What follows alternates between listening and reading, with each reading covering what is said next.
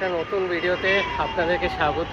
আমি এখন আছি লেক টাউনে এবং আজকে সন্ধ্যাবেলায় মমতা ব্যানার্জি ওপেন করে দিয়েছে শ্রীভূমির প্যান্ডেল। তো এখন সোজা যাব শ্রীভূমিতে। চলুন আমার সাথে আপনারাও শ্রীভূমির প্যান্ডেল এবং ঠাকুর দর্শন করুন।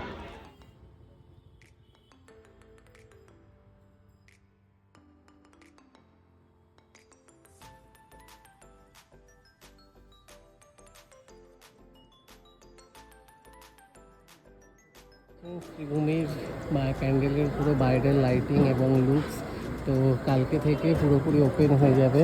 আজকে অবধি ঠাকুরের মুখ ঢাকা এবং এখান থেকেই শুধু দেখানো যাচ্ছে, এর বেশি আজকে দেখানো পসিবল হচ্ছে না। কালকে থেকে সন্ধ্যে 7টার পরে শ্রীভূমির প্যান্ডেল পুরোপুরি ওপেন। কিন্তু এই প্যান্ডেলের বাইরেটুকুই দেখাতে পারলাম।